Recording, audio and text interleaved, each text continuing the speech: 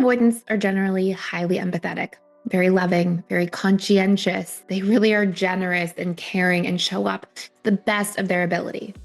But fearful avoidants are also wounded and generally have a lot of strong history of attachment trauma. And in today's video, I'm going to take you through what it looks like to be in a long-term relationship with an unhealed fearful avoidant. And in particular, I'm going to cover, part of my own experiences before I healed and did a lot of the inner work to create a lot of healing and a lot of space so you can sort of see what it's like to be on both sides. But also, what it will look like if somebody just never knows about attachment styles, has never done the work, doesn't ever plug in, so that you know what to really expect and how to make decisions accordingly.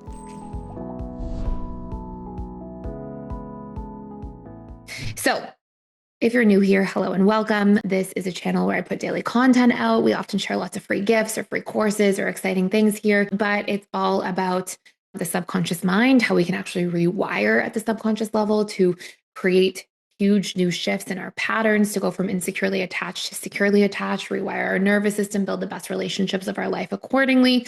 And we talk a lot about relationships in general on this channel. And I'm very glad you stopped by.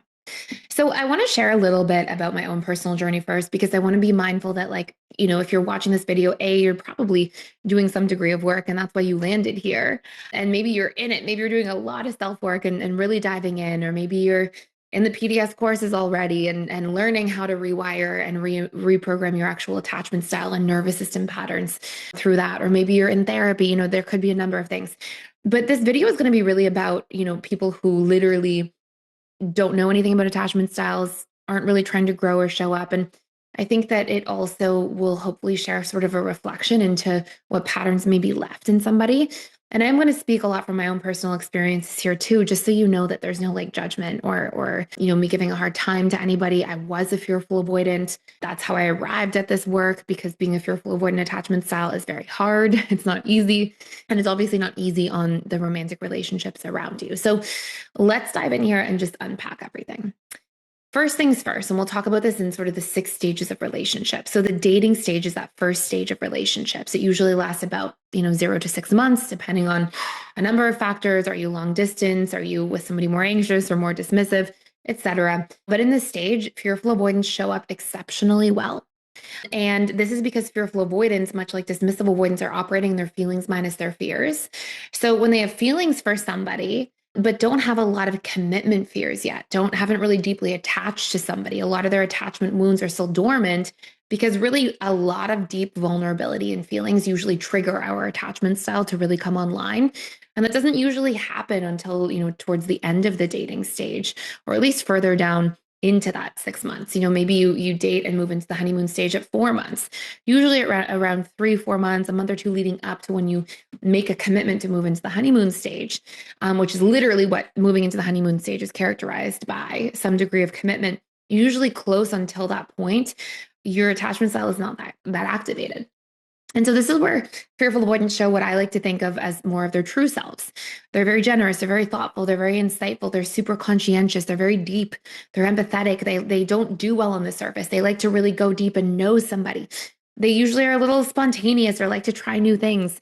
And, a lot of those things are very refreshing to people. They're usually very good at making people feel deeply seen and understood. And so they have this great ability to bond to somebody, to make that person feel special.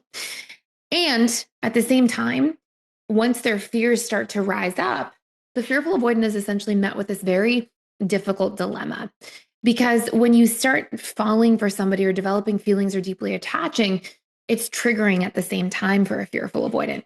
Very unlike a secure attachment style, who's very comfortable in that, who can go with the flow and falling in love. Their feelings don't scare them.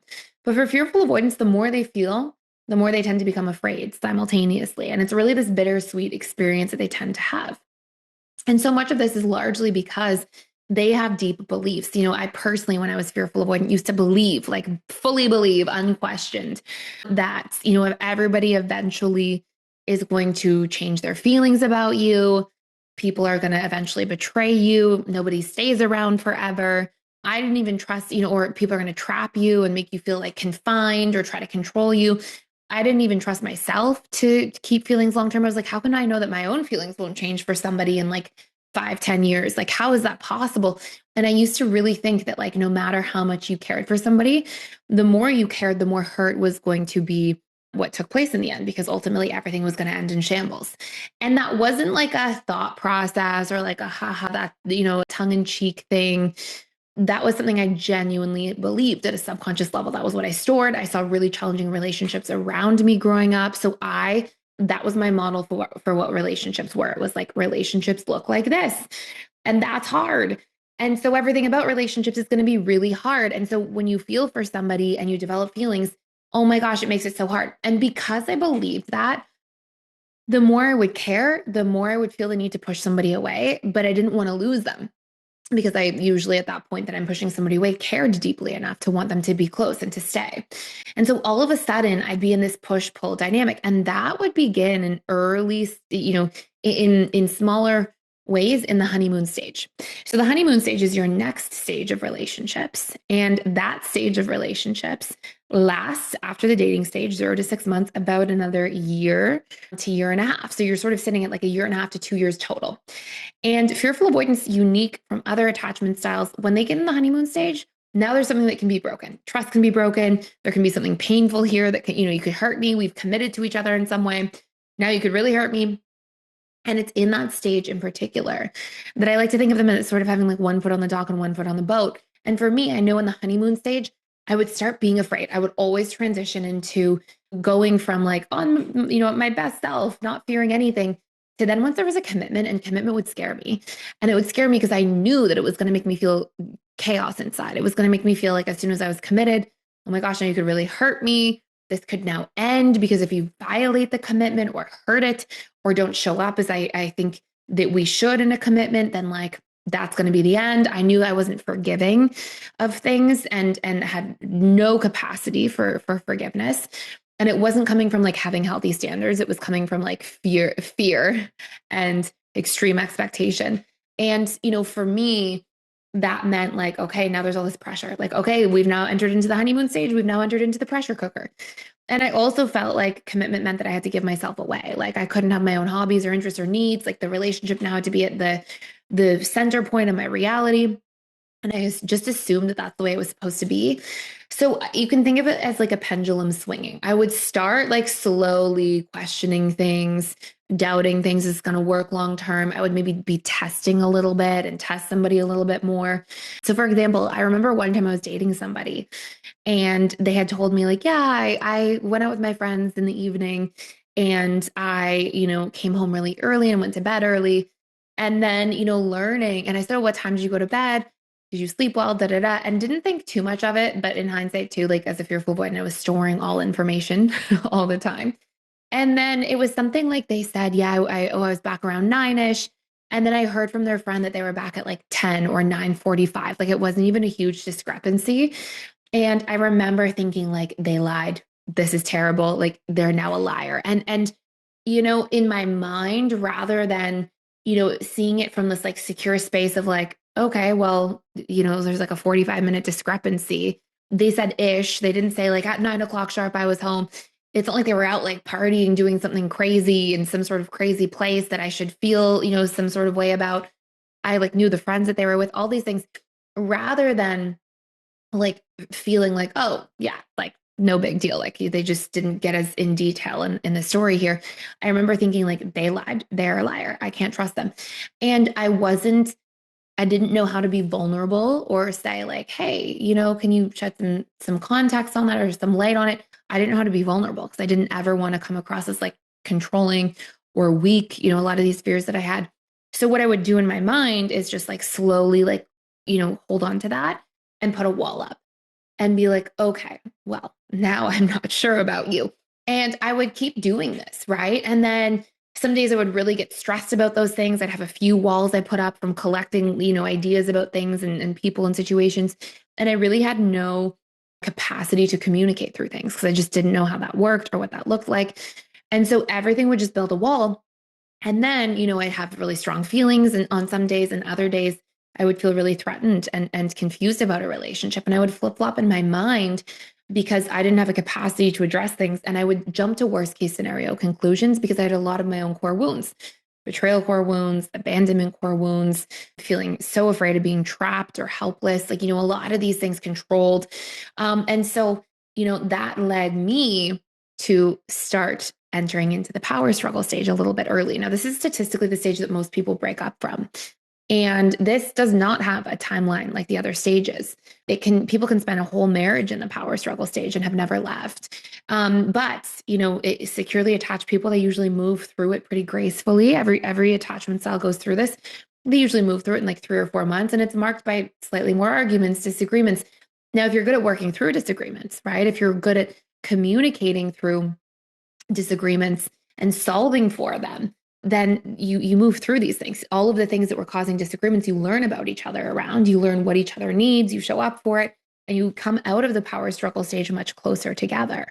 And then that ends up moving you into the stability, commitment, and eventually bliss stage, which is like the honeymoon stage, but no, somebody much more deeply, right? That's not like the mask is on and you're still getting to know somebody and you're on your best behavior, as people often present themselves in the dating stage more so that way. And so you'll see that real shift and change. Now, what does this mean for a fearful avoidant? Well, fearful avoidance, if this is where it gets into the long-term relationship, if they don't heal, they stay in the power struggle stage. And what you'll see is you can imagine a pendulum swinging, and it starts to pick up steam, or almost like the roller coaster starts small and then you get to the big loops in the roller coaster. Fearful avoidance, what starts as this frustration and maybe pulling away, often ends up with, larger arguments, much more fighting, sometimes saying things that really hit below the belt. Like I think of like the volcano erupting, and I would experience this. Like I would hold things in. And I never knew how to talk about things directly because it felt way too vulnerable. So if somebody hurt me, I couldn't show them. I couldn't say like, oh, this hurt me. Can we work on it? No way. Like that was not going to happen because I was too scared to express my feelings. I felt like that made me weak and that like, I don't want to rely on somebody. And so what I would do is I would get really mad about unrelated things. So let's say somebody, hurt my feelings or I felt like something bothered me. I would hold it in. And then like if the dishwasher was left open or something, I'd be like, so mad about that. And, make unhealthy comments, hit below the belt with comments sometimes, things that I feel terrible about, things I actually called my exes in the past and said sorry for. Like, and just, and, not things that are like evil, but just things that are like, we're just unfair, and I'm sure that made people feel confused because they'd be like, why are you so mad about this thing over here? When like it's not that big of a deal. But really what was happening is I would like be so warm one day and then so cold another day. And then 4 days later, maybe get really mad about something small that was like, for what? Because I wasn't sharing the big things or the things I was afraid about. And this is very common for fearful avoidance. And so, long-term in a relationship, unless if fearful avoidant does the work, it's almost impossible for them to leave the power struggle stage of dating. Which means if you are a fearful avoidant, you'll see like your life line of relationships, the life cycle of relationships goes dating stage, honeymoon stage, power struggle, breakup. And then that further seems to reinforce this idea that relationships are just like dating, honeymoon, like they're either really good, infatuation, or lots of fighting, and there's no in between. When in reality, like in a longer term relationship, you're dating, honeymoon, power struggle, that might only make up the first like 3 years of your relationship before you break up. And relationships go so much further beyond that. And that ends up being a small portion of the whole life cycle of a relationship, right? If that's the first 3 years, like for me now, I'm going on like the 11th year with my husband. And like that's a very small thing in retrospect, the first 3 years, right? It wasn't. So you'll see like as you learn to navigate these things, those actually are not what a relationship looks like. It's just what you know. And so what has to happen to get there is that you have to be able to, number one, really work through those core wounds, the fear of being abandoned and trapped and betrayed and all these things that come up, feeling unworthy.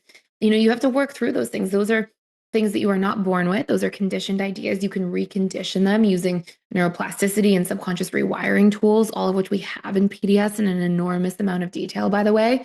And if you do want to ever check them out for free, you can access our Fearful Avoidant to Secure course. Go through that to really heal your attachment style, really dive in there and start seeing the needle move and understand the key pillars of what it means to heal your attachment style.